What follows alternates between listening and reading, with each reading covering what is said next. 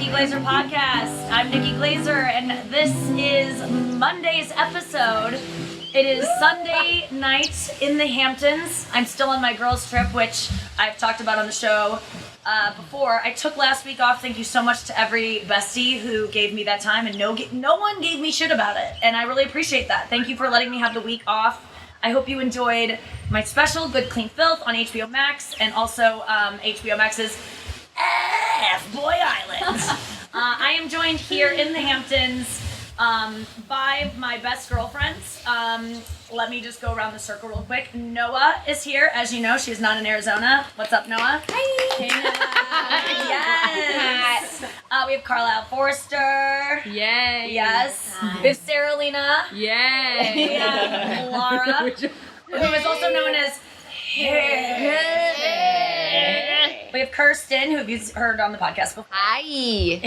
Catherine. Hi. Taylor. Hi. And Anya Marina. I'm really excited to be here today. Anya Marina as Louise from F-Boy Island. So just want to give a shout out to a couple girls who couldn't make it. Shout out to Robin, Lauren, my sister, and the girl we miss more than anyone here today, Andrew Collins. He couldn't be here for the podcast. He allowed us to have this one on our own, so I appreciate it. And he will be back tomorrow on the show, just as usual. So I hope you guys enjoy this departure from, the regular. It's not a departure. Programming. What do you mean? It's not a departure? It's not over. Oh, okay. So Hala is referencing something. Hala's doing a ham trip before the show even begins. A callback to something that just happened outside. I was posting on my Instagram story a picture that I took of My labia. your labia to Hala. Because we're not going to get into it because Hala didn't want to get into it. Okay. But we all end up sharing our vaginas with each other on these trips. Sharing. Just sharing them. I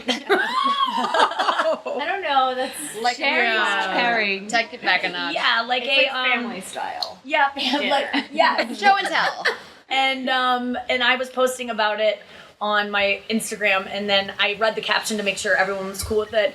And Kerstin, who is not even in the picture, it's Anya and Hala who are the ones that are like, Anya's the one that's actually exposing herself, but it's from behind, so you couldn't see it. And then Hala's just looking at it like, those aren't even bad, Anya!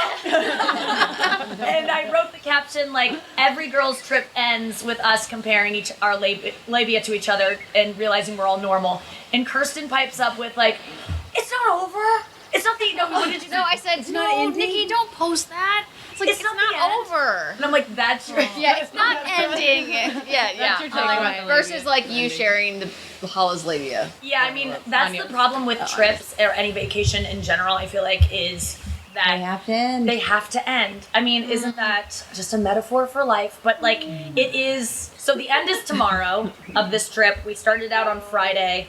And I like that usually on trips that are really fun, I feel like I start focusing on the end, maybe the first night. Like I start thinking like, oh, this is our fourth to last night here, even though it could be also, you could say the first night. But this one I haven't thought about leaving tomorrow yet, which I think is a good sign of just being present and not really thinking about the future and worrying about what you have to do, even though there's so much piling up. And I think we're all just getting like kind of little injections of like the normal, like our real life that we've been escaping here, where like each of us will like slink off to like address our issues at home and then come back to the group. But mostly it's just been hanging out with 9 girls and Billy the dog in an amazing house in the Hamptons that Cerelina has so generously, just like her vagina, shared with us. Anytime. It's just like, it's the most beautiful house. I'm not going to go into it, but it's just gorgeous. It's insane what we're staying in and how beautiful it is and how perfectly decorated it is and how she's just like given over the space for us to like be ourselves. And she's hired private chefs each night to a private chef named Charlotte. Very attractive. Shout out Charlotte. chef. We miss you. Charlotte. It's not, the house feels so empty tonight without Charlotte here. So for those of you who don't know who Charlotte is, who is everyone, I just want to remind my friends that no one's been on this trip with us that's listening. So the inside jokes aren't going to track unless we kind of explain them. Thanks. I'm glad Andrew isn't missing in spirit. Because we need to give context. So, who wants to? So, Cerelina, you decided to treat us instead of like worrying about like. Yeah, I wanted to be a part of the hang. I didn't want to cook. We all have to eat, so I didn't want to cook, and I wanted to be a part of the hang. So I thought that'd be fun to have a private chef. And then she cooks and cleans and brings her team. Well, I didn't know it was a she, but she. I think she identifies as a she, but I wasn't sure, so I was just calling her Charlotte. Yeah, I think so, Charlotte. But she has, she's handsome. Wait, man. Well, we all are so attracted to Charlotte. We all can't handle it. Charlotte walked into the house. We all started acting differently. Charlotte, Does she like me? Wanted her to like us. Yeah, and we all got nervous because she was, as soon as she comes into the house at 6:30 and dinner happens, or like she arrived at 6 or whatever it is, she's in the kitchen taking over and bringing all of her stuff in. She's an amazing chef, and then she has 2 people join her to then like serve and set the table and clean up and everything. But she's doing all the food work, is what I like. The help weren't even sous chefs. They just would come and like set the table, make it look nice on the plate. Like clear our shit out of the way, which is our shit, not Cerelina's. Like her place is littered with our stuff, and her place is immaculate otherwise. But she, while she was in the kitchen and like we're out on the, by the pool, hanging out, listening to music, doing the Cupid shuffle, like the Macarena. We would want to get like a seltzer from the fridge, and it like I think once or twice a couple of us came back being like, I wasn't able to obtain what I needed from her because Charlotte's energy was like so strong, and I got nervous of like I was flirting with her by looking for a seltzer in her space. Like it was like I would have to like. It was almost like I was going to my locker that was next to a boy's I liked in high school. I never knew I wanted to be vegan until I met Charlotte, Yes. So we all had a crush on Charlotte. Charlotte B. Against our will. She had a powerful energy. I went to throw something away in Cerelina's bathroom because I was too nervous to throw it away in the kitchen. It was just like 2 contact lens cases and a hairball from my brush that I pulled out. And I was like, walked by, I was like, I like tucked it in my palm and went across the house. And we each kept saying like, we would each like kind of share an interaction we had with Charlotte, and each of us would go like, oh, so you talked to Charlotte? Like, so she looked you in the eye? What was She that told like? me the waves were big today because of storms that were near. So and I was like, Kerstin, wait, what was that story about? And you were like, I don't know, I just talked to her. And we were like, oh, that was just a straight up. You were just like, she took her earbud out for me because I walked in. Yes. So we've had delicious meals. She was teaching us life lessons too. Like I had a 12-pack of seltzer that I was trying to put in the fridge with Catherine, and she just looked at us and goes, or you could let me do that for you now. Practice the art of receiving. And we were just like, lean back and It feels good to let go of tasks. Beyond just the eggplant she made. Yeah, I mean, everything was sexual. It was really good. At least for me. Well, and we're sexualizing. She was not at all. She was not at all. No, she just did her. She does not even deserve this kind of review. It honestly is like borderline offensive. We just couldn't help ourselves. I think she was just like taking over and like providing for us, and we were all just like kind of there for it. And then I think I made one last like ditch, what do they call it? Like Hail Mary attempt at like getting her to like us when she was leaving. I was just like, we all seek and we all have been, what did I say? We've all been seeking your approval and validation. And love this entire time. And she goes, you got it, ladies. And then she was like, and then the door slammed. And we were like, oh, God. No, she said something like, you didn't have to try, you had it already. Yeah, I did. You had it already, slam door. It was another life lesson. Yeah. But yet, like when she was like, let me help you unpack those seltzers, Anya and I were like, sure thing. We were like furiously still putting them in the fridge. And we were like, we'll do it in a second after these boxes are broken down. And she was like, I'll do that too. We just, okay, done. So that was a highlight of the trip. Today, another highlight of the trip was also consuming F-Boy Island. Yes, that was great. I mean, you can now stream episodes 1 through 6 on HBO Max, and I hope that you do, and I hope that you don't feel like if you haven't, you can't listen to this part of the show, or you may have, like, it's too late for you, because I swear to God, you will down those 6 so quickly, it won't be hard to get through if you want to check it out. It is so entertaining. We have loved the show. Kerstin and Anya have been doing impressions of 2 of the main characters on the show, Tamaris and Louise, and I'd love for them to do a little bit of it right now. I mean, Mercedes is just so cute. He has like the cutest smile, but everyone says he's a fuckboy. That was Louise, and then you got Tamaris, who says, I'm from the Bronx, but don't you try to trick me, because I'm gonna find out, okay? And I know if you're a fuckboy, okay? Also, all I can think about is that Tom's abs on that date were fucking hot. if you're watching the show, you know how freaking accurate that is. You can just drop in You Tamaris have to and watch Louise, it to know. throughout this show if you want. We also, so let's talk a little bit about F-Boy Island, because I think that we promised a segment last week, because we took the shows off last week as I was in New York doing press and stuff like that, and I didn't get to talk about the first 3 episodes. And I know that the Besties probably consumed it to not only support me, but also because you like good things. And F-Boy Island is so freaking good. And really, like, I did not realize how good it was, because I said this in an Instagram post I made, but when I was making the show, I only hear about what happens in reality TV world. We call it reality. Like the stuff that they shoot in the house with the people as like when they're not with the host is called the reality. So in the reality world, I did not know any of the reality stuff. I only knew what I saw, and then producers would sometimes tell me, and then of course my conversations with the girls that you often see on the show, that's where I would get some information, but I had no clue how insane everything was. So I feel like I'm watching it for the first time too. For you guys as fans of F-Boy Island now, what are some highlights for you? What do you want to discuss about the show? Anything come to mind? Who do you think Peter is still an F-Boy? Peter, the returns from the show are Peter, Casey, and Garrett has come back too, and just for no reason really. I mean, I think he's just F-Boy, guys. Yeah. Peter and Casey are in the competition. They are in Garrett the competition. Is not. And for those of you who don't know and are like, I don't care about this, Peter was an F-Boy last season. He was kicked off first, but I was so sad because the reason he got kicked off, the reason he got kicked off was because CJ did not like their interaction. So CJ was like talking to him at a mixer. Oh, right. Peter? And to Peter. Oh. And they were trying to talk about like what they had in common. And she was like, I like to sleep. And he was like, I like to sleep too. We should sleep together sometime. And which I think was hilarious. Yeah. But she did not care for it. And she kicked him off. Right. And we were so sad to see him go. Aww. And I was sure he was a nice guy. Yes. We were all shocked, remember? Yes. And then he was an F-boy, so he went to Limbro, and that's where he kind of flourished. And the funniest thing is... Yeah, he got your therapy lessons. He was like, and I got my therapy lessons from Nikki. Well, if you watch the show...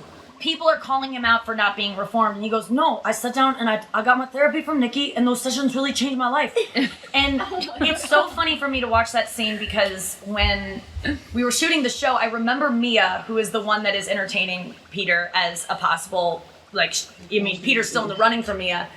Mia said to me, I remember, when we were just hanging out before a shot or whatever, she was like, hey, whatever you did with Peter, thank you so much. And I was just like, kind of like, what? Like, what do you mean? Like, kind of, and I was like, kind of like, and she goes, no, he said it like really helped him. And I was just like, wait, what? Because to be honest with you, what I did with, was it? Well, here's the thing, because I would sit down with these guys in these Limbro therapy sessions. And which, by the way, you looked so hot in those. So hot. Glasses, that was a good season one. That a lot of, I was like in love during that time, so I was like ovulating as I was doing it. But this season I do therapy, but I don't think those episodes, they haven't aired yet. I think it'll probably be in the last batch. But when I was doing therapy with them, we were talking about it this morning actually a little bit.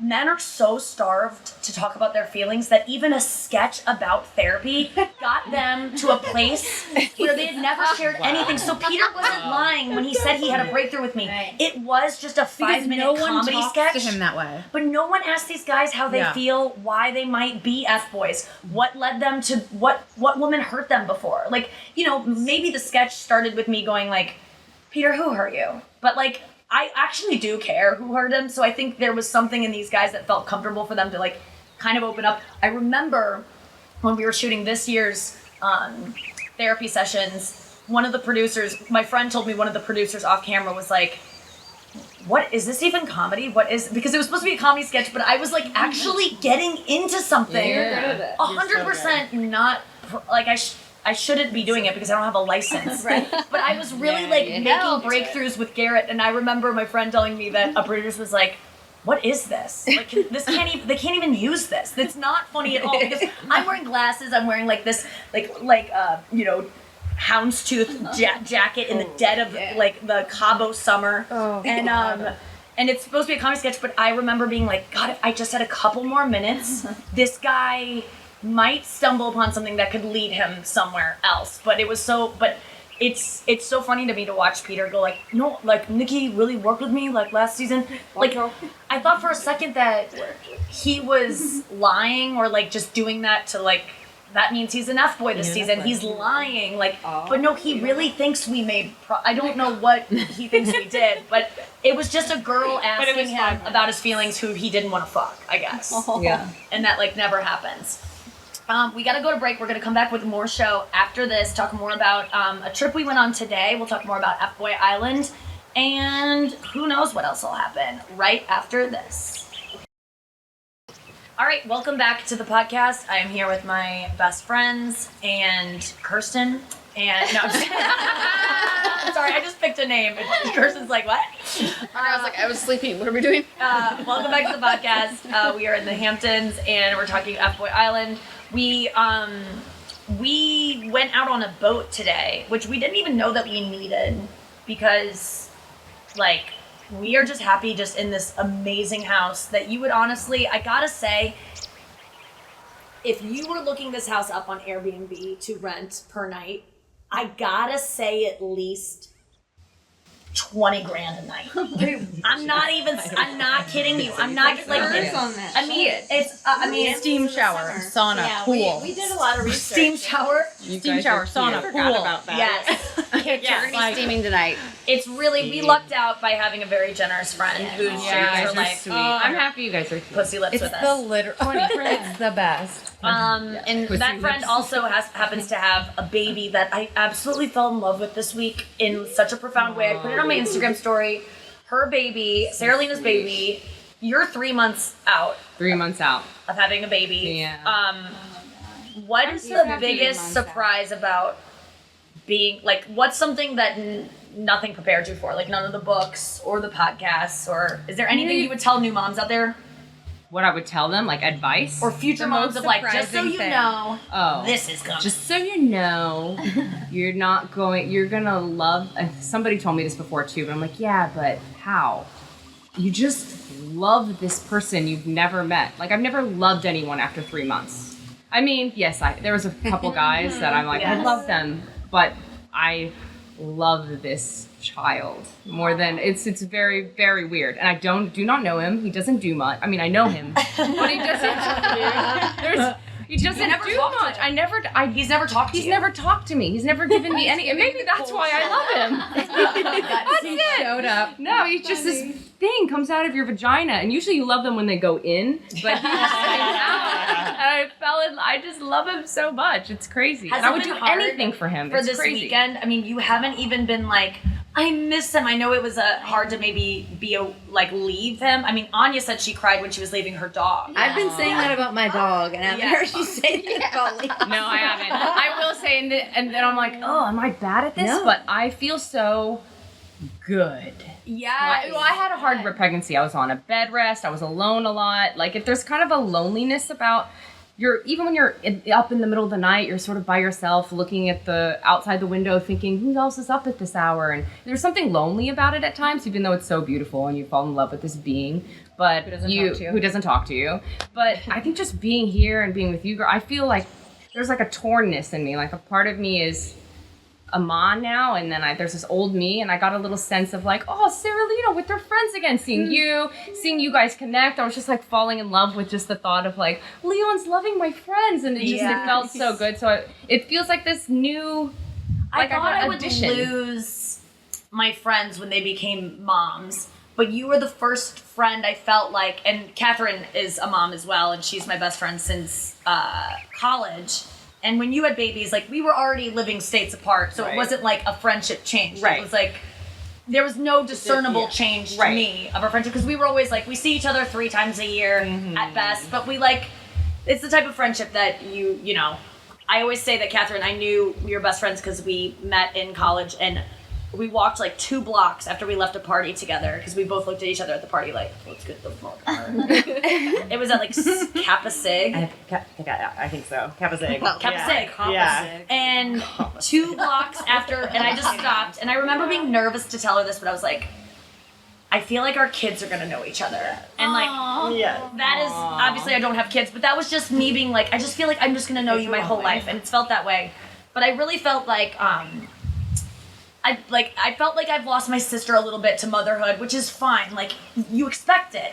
But I feel like for the first time ever with a friend having a kid, you made me feel the other day like, oh, my friend is more available because she's slowed her life down to become a mother in a way, because you not slowed her life down. I mean, your life is fucking like consumed by a baby. So you're like able, I'm like, I gotta move back to New York because I have a friend that's like can hang all the time, which you were always able to hang. Always down to hang, but in a different way. Like, I'm busy in another way. I'm just busy taking care of this baby who gets to hang with us. He's a good hang. Oh my God. With us. We loved it. We watched that Worst Person of America. We watched The Worst Person in the World. Not America. I wish it was America, so I have to read the subtitles. But Worst Person in the World. That was so good. He just hung with us. He was just a little dude. It was so fun. We watched The Worst Person in the World, which if you haven't seen that yet, and we're going to watch it tonight for those of my friends here who haven't seen it, because I've watched it so many times. It's the only movie I've ever felt is like a song that I just want to hear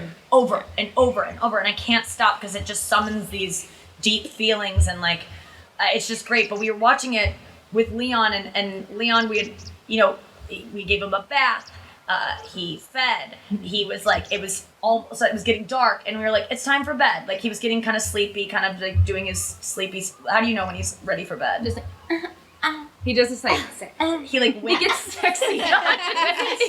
He gets sexy. No, he just did a little like a little mini grunt, like he's time to like, and fidgeting. I'm doing it, but I'm not supposed to explain it because it's a podcast. So no, it's okay. A lot of people watch it on YouTube, as you can. If you want to see all my friends right now, you can check this out on YouTube in a couple days. If you're listening live as it airs, but we were sitting there, and then all of a sudden he started crying, and we realized that all of his needs were met. He didn't have a dirty diaper. No. He was not, he was full. He just wanted to hang out. He didn't want to be in the room on his own. He just wanted to hang. But does anyone relate to that? Because I remember one of my favorite, I love sleeping during the day because I know that things are safe because people are awake, keeping the work, like, crime doesn't happen during the day. Like, no one can get me during the day because no one's gonna, like, not that I fear anyone getting me, but my parents, when they used to stay up and party all night, it used to be so soothing to me to go to bed and hear activity happening outside instead of like a quiet house. And sometimes I would hear like the clock go like, and I thought it was like a man with an axe going down our fence, going. As he like went down, I like attracted him. That was my dumb Jungle Book clock. That was like, yes. I remember that. Yeah, the Jungle Book. Before the bird party. But there is something so soothing. Last night we stayed up till 3:00. It dwindled down. People would just like, we were watching F-Boy Island, and Kerstin just got less and less doing Tamara's impressions. No, he's so annoying. If I even Tamara said, you were so annoying. Like, I was just trying to sleep. No, but like, I made it through episode, the second one we were watching, and then I shut down. And then last thing I heard was, Kerstin's on airplane mode. And I was like, I am done with you. you. But the reason I love you ladies is because, like, no, but I was really proud of that analogy because you were on airplane mode because you were there. Yeah. Conscious. No information, you were on, your eyes were open, but no information was coming in. No jokes. No impressions. And normally I'm the one who's, like, being quite spastic and being silly, but I was just like, And your eyes were going. I heard bags of popcorn opening. I was like, how are they still going? You guys were just like, I think someone put the microwave, or like, someone was whisking eggs. Well, we went to bed at. She was making an omelet. I remember we were like up talking about like money issues or something. It ended up being just like Carlisle, me, Cerelina, and Noah. And it was us four. We were asleep. Everyone else had peeled off quietly. And then I remember looking at the clock and I was like, it's at 2:49. And I was like, guys, we gotta go to bed. Holland's gonna be up doing Pilates in an hour. Because Holland wakes up at the crack of dawn. No, seriously, I think I must have heard you guys. I think my childhood was spent like laying in a bed listening to your dad like blackbird singing in the dead of night, like, falling asleep to that. And so I think it got quiet and I was like, okay, time for me to get up. Like, I heard you guys go to bed. I woke up. Yes. It just it dawned on me that I'm going to set you each up for a story to tell that I know that you have, which I think is a good way to run the rest of this episode that just occurred to me. Because Blackbird Singing in the Dead of Night reminds me of a great story that Cerelina told the other day. Because we have 2 guitars here. We're like fiddling around with them. And Cerelina is so good at one song. And the story behind it is very interesting. Why, Cerelina, can you play Blackbird, which is a very technically super difficult song. I can't play it. Yes. Thank you. Why can you play that song so well? That's so fun. For a boy, why do we do anything? No, I was 13 and there's this guy and I had such a crush and I was such a dork. And this guy was like, I like the Beatles. I was like, oh, that's cool. He's like, yeah, there's this really hard song, the Blackbird, that I'm trying to learn on the guitar. And I was like, that's cool. So then I just went home and I worked my ass off. I've never worked so hard at anything in my entire life at 13. And I'm like, I'm learning this song. My dad would come in and I'm like, Dad, leave me alone. I'm learning. Leave me alone. Just focused so hard on this song, and I learned it really fast. I just listened to it. You didn't have the internet. No, I'm not a genius in music at all. I'm quite bad at it. I listened to it. I would play with the chords. I knew a few chords, right? So you like, but there was a pattern. But it's also they didn't have internet at the time. That's insane. Well, they had internet, but it was like dial-up, like nobody was getting on there for ultimate guitar tab chords. There wasn't YouTube. No, but my dad knew how to play it. I asked him to do it once, and that was like our connection, and he taught me a little, but then I just like... Then you're like, get out! Remembered some of the chords, and it was a lot by ear, shockingly, and I'm not like, oh, that's so cool. I'm not good at anything. I've never been able to pick up and hear and do anything again. But for a boy, in this one, I would do anything. Is that relatable? Isn't it crazy? So what happened when you were able to... Like, I acted like no big deal. I was like, oh, are you still learning that song? And he's like, yeah. And I'm like, oh, can I see your guitar? And then I just busted it out. The best ever, like up and down the thing. I even did the end, and you do this like slide thing at the end. I don't know. He was like, whoa, so impressed. And I was like, this is it. He's gonna be my first boyfriend. Yeah, what happened next? Nothing. He just was like 13. And you thought he was going to be your first kiss, first everything. I thought we were going to be together walk forever. Up to you and just kiss you because it was so amazing. Yeah, I thought he was going to like give me that guitar. I was like, yeah, you. No, I thought it was going to be something amazing, but it just nothing ended up coming of it. He was like, whoa, that's cool, man. And then I just friend zoned myself, I think. And then he would want to play other things. And isn't it interesting? That was it. I was tired of other songs. Boys want to be like.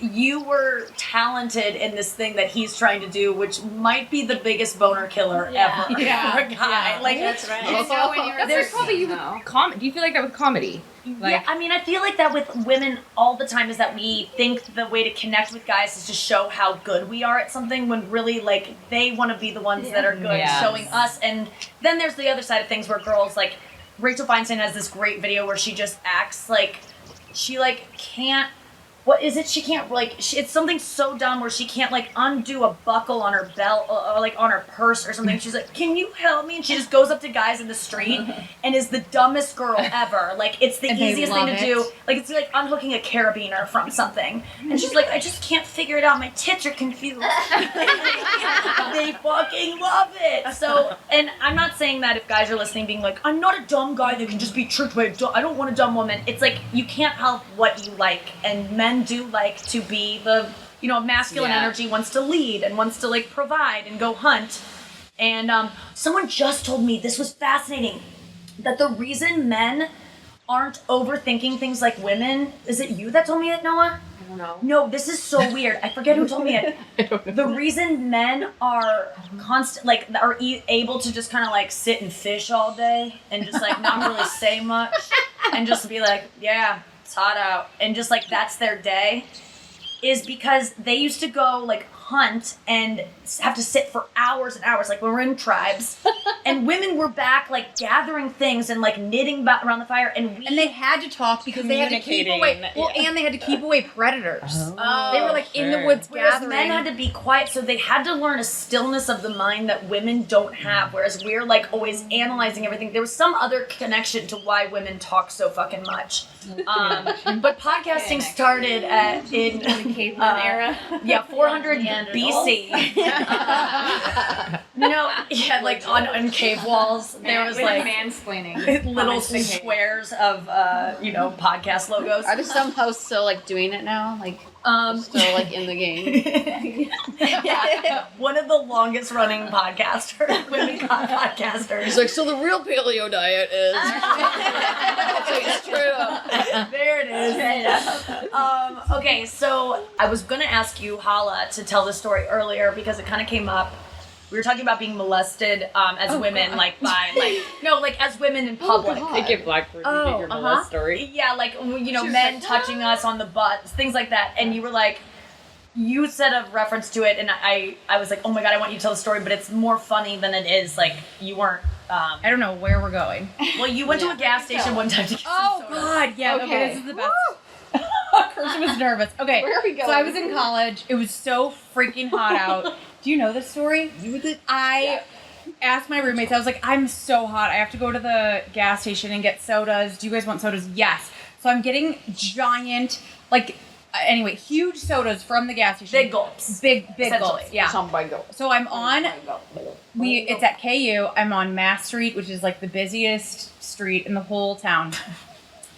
And I was driving there and I was like, oh God, I feel like a woman, when you're in your 20s, like 40 feels so far away. I was like, I feel like a 40-year-old woman who's, like, driving and trying to revive her sex life because when I left, I took a sarong and just tied it around myself, just wrapped it and tied it.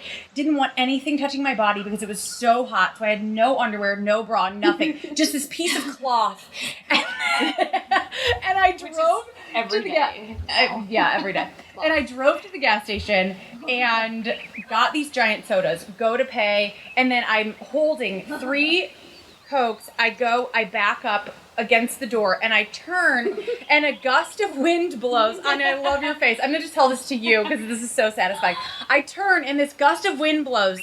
Any sane person would drop the sodas and go like this. But I just, the thing went up behind me like a cape, and I was just running, holding these sodas like, oh my God. Her breasts and her whole body. Everything. She was completely nude, and there were guys in a pickup truck, right? So, yes. So I'm holding the sodas. I could have just dropped them and, like, covered myself, but I was like, oh my God. Like, it felt like slow-mo. I was, like, proud of myself. Like, what is even going on? And I look up, and there's a man sitting in his pickup, and he's just like...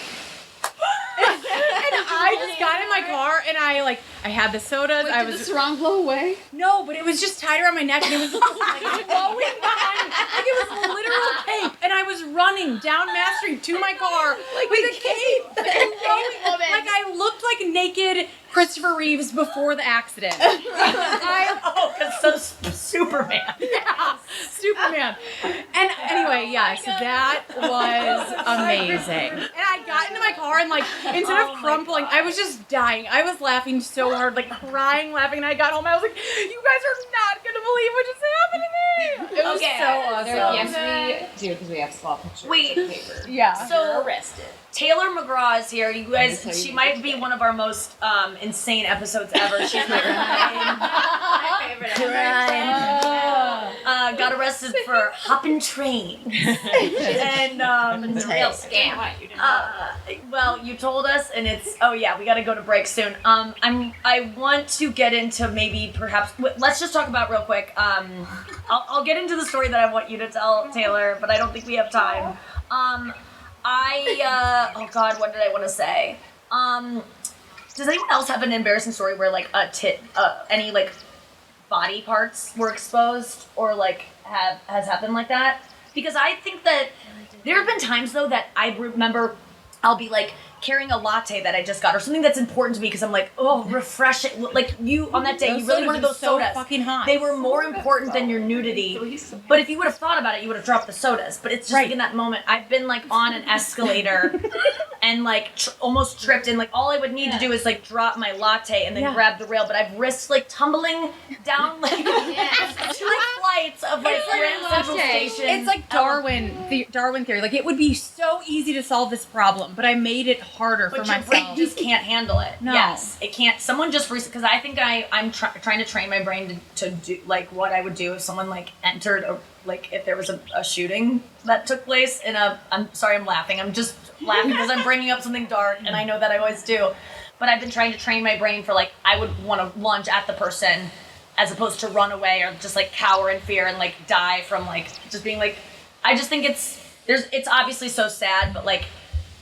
It's funny to me that if there was a guy with a gun and I was like scared, I would cover my head with my hands. Like that would do anything. It was kind of like when my phone was stolen. I just go, "Come on!" Yeah. Like that was ever going to do anything. Like little things. I like that though. That's like a cute reaction. It is. It's sweet. But I do love the idea of a guy just being like, "She's right. I do need to come on." Yeah. I can do better. I can do better. Here you go. Yeah, I should come on. Yeah, that's crazy. And he just like stops and is like, "Here you go, ma'am."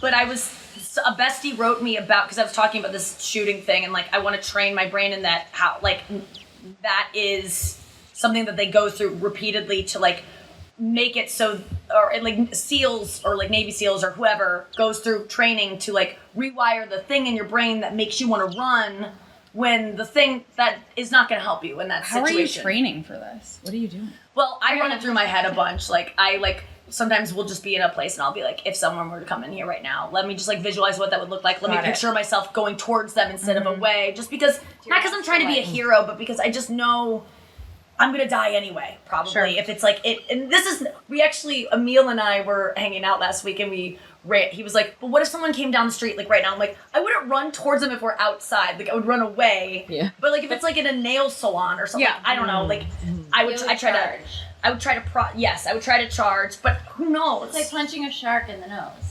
Or hitting a deer. You gotta like not break. Oh, wait, what? Really? Yeah, What? you gotta go through it. People die all the time because they try to swerve and not hit the deer or break. You should just hit it because. Wait, you're not supposed to break? Break and just continue. You slow down, but you go ahead and you like hit it. But you don't swerve out of the way and risk. You try to hit it. You try to swerve into it. You go into the woods. You follow that. You follow that deer. Go get deer.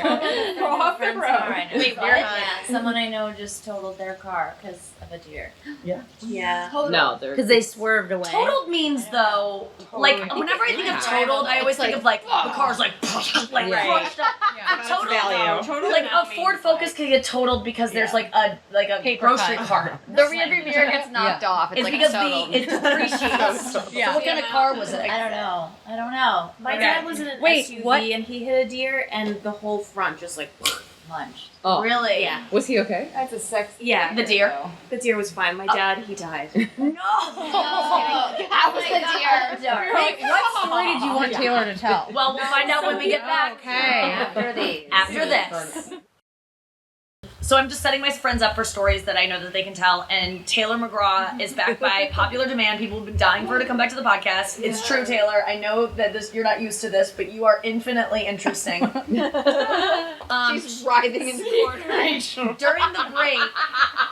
During the break just now, I was, Taylor was like, you gotta let me know which story, and I told her which one. She was like, actually, you just have to surprise me. It's too much because sometimes preparation does. So red, right? It's like it's too much. So first of all, I'm gonna remember when we used to do a really creepy thing in high school. I think it went into it was high school because that's when we were hanging out the most. So in high school, we used to. Like, what was it called at night when we would go and creep in people's backyards and stare in their spying? Yeah, we would go out. I went on a mission. I love spying. Once with you guys both. Yeah, we went a few times. It was like a neighborhood walk, but like backyard. We would go to people's houses. We would look in the buzz book, which is where. So the buzz it's where our students, like you could find where students lived, and you could look names up, and we could their phone number, walk by their house. Parents. Can I remind you guys we're on a podcast, so let's not over talk too much, but it doesn't have to be perfect. But the buzz book, but seriously, do better. No, the buzz book was always it's like the phone book for your high school, middle school, whatever. And we would take the buzz book and we would look at, and then my mom also had like another book of like the maps of St. Louis because she was always going to yard sales. So we would look up we would look up in the glossary. We would look up like a boy we liked and be like, where does he live? And then we would K1. It was like K1. Yes, we go find it, coordinate his house. Everyone had a map book in their car, like in the 90s. Yes, that was how you got around. Yeah, and so we would go in people's backyards and like. Watch them through the windows, like rear window style. I would enter their houses. I just didn't bring you guys. Wait, you would enter their houses? Whose house did you find the coolest thing? Allegedly. Saying gibberish. Yeah, wait, can you whisper it in my ear? No. I won't say it. I just heard it. Did you hear it? Yeah. Guys. Yeah. Wait. The guy that gave it the If you were listening, she said it before. Did the okay. Okay. Well, I just because if their door is open, I wouldn't like molest them. I would just go and look in the door. What was your plan? So I'm an investigator. If you are an investigator, your Enneagram type is number 5. It's the investigator, right? What proud of it. What would you do if you got caught? That's always what I would run through my head when I didn't. But I would go what I did when you're like, you have to tell a story. I'd go like, and like just slink out like you would down. Yeah, I was already could see that. So weird. Nobody would notice. I remember one time we had to go to the bathroom so bad on one of our spies that we like snuck into a church to steal toilet paper because we had to like shit. Yeah, we both were shitting. Yeah. Or one of us had a shit, and the other one was like, I will do it with Guys, you. I want to remind you, this is late high school. Like, this is... We were not cool. We were 17. People would think you were like 11 it was not cool. But it was fun because I remember... But we didn't. There was something really cool about watching someone you went to high school with, like, walking around, like, with their parents, like, in their house. That was very... It was like... I don't want to say, but like I was into reality TV, like And now everyone is doing it. Yeah. Like Instagram. It's Rear Window. Yes, it is totally Rear Window. So I wanted to ask you. You wrote a short story that I would love to link to on our Instagram for the podcast. But in that short story, you talked about all the jobs you had in New Orleans when you lived there for like 1 year. How long were you there? 1.5 years. It's insane how many jobs there were, and the story is so great. But there was you were a nanny for a time. I was a what's it called when you help a kid in school? Like a tutor. A tutor. Did anyone tutor or nanny in their 20s not hungover? Like I really reading your story, being hungover around children. Is so relatable to me. Smelling like cigarettes, being hungover, like just like looking at them like harsh sunlight. Yes. So I haven't heard you tell it to me I just read it in your story and it was so visceral to me, but I want to hear how this job came along and how did you end up being around this child on the worst day of your life hungover wise? The interviews were just not really interviews, it was over the phone. But I used to be a substitute teacher, so they were like, you're hired. Okay. They didn't ask me, do I know anything? So. Do you find it is a huge gap in, like, I found that when I was like, oh my God, they don't know anything about me. Thank God I'm a good person and not ever wanting to harm a kid. But I just saw that, like, there's no background check. There was nothing for me to babysit children. And I'm always like, thank God I wasn't a bad person, but it seems like I could have gotten away, like, this, there's nothing set in stone to keep, I don't know if it's changed since then, but, like, in my 20s, I was like, I could be terrible, and they wouldn't know. No, so, you got this job. Yeah, I had to, like, bike, I feel like it was, like, 10 to 15 miles or something. I had to bike, and it was so fucking hot. And at the time, I was like, I dressed weird, like I do. I remember I had 2 different colored shoes on. They were, like, Converse, but I had 2 different colored shoes on. I had like white shirt, black bra. Like my hair was so short, and I bleached it. It would break off, snap off because it was like so bleached. I just looked disgusting. Sweaty, like wet t-shirt contest because it was a white t-shirt. That t-shirt had holes, and then just be like, oh. And then these kids didn't like know stuff, and I didn't know either. And they would be like, I remember one time they're like, "What is a like pronoun?" And I thought it was like a pronoun. It's like proper, so it has like a capital letter. And so I told him it was like your mom's a pronoun, and like write her name and like a flashcard. And that might have been the one I wrote about. Might have been the hungoverest day of my life. But I remember just laying on the ground, like not being able to open my eyes. Like, and like drawing the curtains, and be like, "No, child." And I just didn't you tell him to fetch you some? Oh, I said water. Get me some water. And next door was owned by a private chef, and he went in, and he was like, "Miss T, there's nothing like in here to put water." And I was like, "Get it!" Where were his parents? They would drop him off, and I never saw the parents. That is so weird. He brought like a Tupperware. It was like this size. It was like the size you could only fit a hamburger in it. And it was like spinning. Dog. And one time I went in there and I was like, I need a hair of the dog, and I like drank a sip of a bottle of some like cooking wine or something. I mean, I just loved that because I just relate so much. There is nothing more when I see a drunk person that's like stumbling or just being like, I'm not ready to go. all I can think about is tomorrow. Yeah. What do they have to do where they're going to feel like hell? So like anyone out there listening who has been hungover at something, like I've thought of you, I have like hurt for you, and I do hurt for you. Like, do you guys? Does this bring up any memories of like being hungover in situations when you couldn't be? My high school job was I worked at a drive-through at a famous chicken tender place, real famous, and I went to a rave the night before, so this is like more than alcohol, and I had no business serving anybody chicken tenders. My best friend that worked there, also, she bailed on me, like she called out sick or whatever, and I was like, I gotta do this. Like we had been up all night. I go to the drive-thru, and I'm just like, the window's here, and I'm just like slumped underneath the window, just like this, like waiting for the car to pull up, and then I'm just like, like, and I kept sitting down and standing up, and I didn't know that the owner had cameras, and one of them was pointed, and this place was called Abner's Famous Chicken Tenders, and they called, and they were like, Abner called, and he said, you need to go home now. And I'd already like thrown up in the bathroom a bunch of times. High school? This is high school. Wow, it's really hard to get that hungover in high school. In high school, it was like my first time doing like ecstasy or something. Right. Like we drove to like Little Rock, Arkansas to go to a rave, and then I was gonna pull an all-nighter and go rally and go to work. Oh my God. It was hell. Like I just remember, why did I think I had to go? Rachel didn't go. My best friend called out, and I was just like, nope. I'm going. People eat their chicken tenders. Have to go. Abner needs me. I really want to picture you in a visor. Was that happening? Ugh. I don't know. I don't think it was a visor. It was like a t-shirt and like a red apron.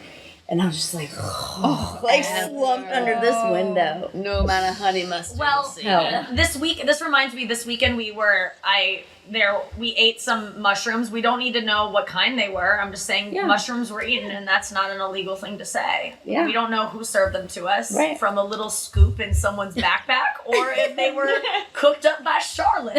It doesn't matter, but I will say that Carlisle was starting to feel a little weird on like after she ate some mushrooms for dinner, and allegedly, and I reminded you of the only story, because I'd never done mushrooms when you told me the story, but you told me about a time that you had partied with some people. I guess I've never done ecstasy or anything like that, but you used to, up in the Hollywood Hills, right? You used to listen, because there was this, Carlisle's car for a really long time was... It only had 6 CDs that were stuck in. And they were stuck inside the car, and you could not get them out, so you would only Florence listen and the to... Machine was one of them. Husky Rescue. Husky Rescue is the name of a band that Carlisle... And she goes, you'll love it, Nikki. Like, you'll love it. Like, I listened to it one time when I was doing mushrooms up in the... Nikki, just listen to Husky Rescue. Like, oh, this reminds me so much of a time when I did mushrooms. I just pictured me with a bunch of girls up in the hills doing mushrooms, listening to Husky Rescue. Will you explain to me? So fun. We just got this house in Laurel Canyon. I had a bunch of musician friends, and they were in town from Austin, and they rented a house, and I just partied with them for 3 days, and we were naked, diving in the pool, and we kept ordering the stuff from this guy named Gene, and we would just be like, Gener, call him up, bring the beans, Gene, bring more beans, and this guy would just come and deliver us ecstasy and leave like this magical fairy, and we were just naked in pools and hot tubs. Why does, because I've never done ecstasy, and I guess I've never even talked to to you about it. Why do you not continue to do? Why is ecstasy something people do in their 20s and then never again? Why is it not something that I hear people? I didn't hang out with the crowd that did ecstasy when I was that age, and so I missed it. And now it's never talked about. Because it's not one of those drugs where it's not one of those drugs where you do it and then you're like, I have to do that again tomorrow. Yeah. You do it and you're like, oh, that was good. Well, that sounds like the best drug ever. So why isn't everyone doing it? Isn't it called? Come down too. Isn't it called Molly now? Am I so dumb? I think now it's called the same. Well, yeah, now it's more Molly. Just call it Molly now. Yeah, and that's why we don't know about ecstasy. Ecstasy's old school. Yeah. Ecstasy's more Molly's more love. Also, it's first love time drug. is the best time. And because the next day you get back. But this drug was created, Taylor probably knows more about it. Wasn't it created for married couples in the 50s that were having marital problems? That's why they originally created MDMA, because it just makes you love and love everything. But I hear that it does not make you want to bang. It just makes you want to touch and cuddle. Yeah, and you're naked, but it's childlike. But it's why has no one ever offered diving? It's not sexual. It's just free. Oh my god! It's like going on the ski-doo without clothes. Why have I never been offered it? Why is it not something that people are let's how do you obtain it? It's not as trendy. Not in the right place. It's very dangerous now because of fentanyl. I do not recommend. I do not co-sign it. I do not do it today. I would not ever do it today. Don't do it. Those days are over. People say that speaking of the come down the next day, I hear that the next day to bring your head from 90 degrees to 0 or whatever it is, bring it up, you're dying. What do they call it? Well, you take a lot of Mondays or it's really depressing. You take a lot of 5-HTP. If you are going to experiment with this drug, go to Whole Foods, get 5-HTP. It replaces. Jamie, pull it up. It replaces serotonin in the brain. Well, if that were as easy as taking 5-HTP, wouldn't we all just fucking take that all the time? No, with it. You take it with it, and it helps with the depletion, so that you're not so depressed. But why don't you just how much does it really help? 5-HTP. But just don't do it because that's what I'm saying. Why not take 5-HTP? That's why it's at Whole Foods. Let's get it. That's what it's for. Okay. But if you're going to take ecstasy, you must. Does it make bad music sound better? Is that a thing? Yeah, does it make? Yeah. Because Husky Girls is so bad. Husky Rescue. Husky Rescue. Husky Girls. Country Falls is the album. Check it out. Husky Rescue is a band. I actually don't understand it as a band name because it's not. It's a thing that is real. There are Husky Rescues. I know. You'd have to ask them. There's They're from also Finland. red jumpsuit apparatuses somewhere. Is that a band? Red Jumpsuit Apparatus is a the worst thing band. you've ever heard in your life. Wait, Yes, it is. yeah. I heard it on the radio. Do you know that the Postal Service? Remember that? Yeah. They got sued by the United States Postal Service. No. What? That's amazing. Is that why they don't make music money. anymore? I love that. lyrics? You made a joke. I'm kidding. So did the Chicago Transit Authority, and now it's Chicago, the band. Wait, what? Really? Oh, Used to be yeah. the Chicago Transit Authority. Really? Really? The Chicago, the band used to be the Chicago Transit Authority? So the Postal Service should have known, but I don't. They could just say I'm the Swedish Postal Service. Well, I'm going to see FedEx at Red Rocks. Rebranded. Final thought. Let's do I really want to bring in a new word that is coined on this trip that, the group that created K is here. It's Taylor, Hala, and Kerstin, and me, and Huffy isn't here, but she was there for the K's origination, and that has just taken the world by storm. But there's a new word that we're excited to share with everyone that I wasn't even a part of creating. I think it got created in another car. Anya created it. Will you please introduce the new word to the group and to our listeners, the besties? It is a true hybrid of this is like the Lennon McCartney partnership. Me and Taylor and I created this word. I have always said ear rape, relating to things that hurt my ears, like words or phrases. And Taylor on the trip said, erape. So in order to like soothe and not have the R word just like being thrown about, we call things that are like unpleasant to the ear that just make you kind of cringe. For the basic bitch, this would be like the word moist, like things like that. A word, a phrase that makes you go ugh, and it's called erape. So we're gonna go around and just I think we just throw them out because I don't actually have one planned. But we were going around last night kind of like spitballing what some good irapes are, and maybe the besties can write in or call into the show for fan tracks and give us your best irape. But here are some that we encounter, especially on social media. I think Anya had my very first erape I ever heard, and I still contend it's my number one worst, is nom nom. Ooh. I just nom nom like a nom nom. Sexy baby. What's a nom? What about when someone posts on Instagram and they post a picture of their significant other? What is the caption that bothers you? This one.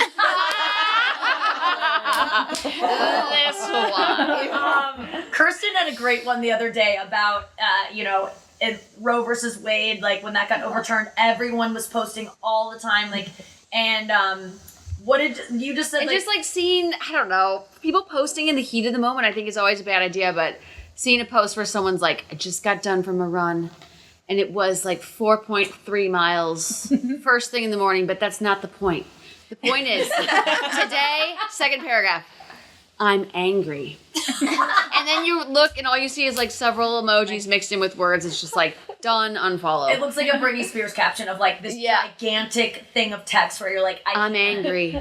But also another one I'm sick of hearing is all of the feels. Like this, oh my gosh, this restaurant, this taco, all of the feels, going to this concert, all of my feels. It's all my feels, my person, and my feels, and I'm in my person. My person says that all the feels are like all over my feels. Oh, I'm looking for my person. Disgusts me too. My person, what, you digging in the ground looking for your person? Where'd my person go? Any other ones come to mind of just things on social media, things that people say? I don't know if this is irape, but I was saying I hate when people use words to describe food about like clothing or experiences. This shirt is so delicious, or this shirt is so yummy, or this fabric's yummy. Like we had such a delicious time today on this. So that's bad. I mean, we did that's an irape. We didn't lick it like No. I think you can call a really cozy sweater delicious. No, but I know it makes that reminds me of my favorite Sarah Silverman joke where she's like, I wanted to donate. I like to give back, and I just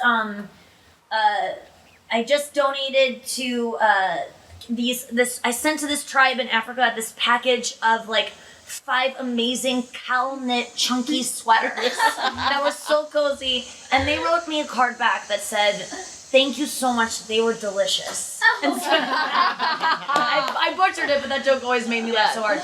But a good way to close this out was one of our besties called out a caption that one of my friends posted at some point. And Carlisle, will you just tell that story? Okay, listen. Sometimes I struggle with my captions, all right? And I will think of the stupid one that everybody's posting first, and I'm like, no, I can't post that. Like today I had one when we took that picture, and like when people take the picture. I took a sexy picture of Carlisle on the boat. Hold my calls. Like that one that people do, when they're like on a beach or something. But I just posted a good old Sunday fun day. So you wrote Sunday fun day? I wrote Sunday fun day. What were you doing? Just a picture of me in a bikini because I want a hot picture of me in a bikini. But what do you say? Like, so Sunday fun day. And then a bestie just wrote under it, cut.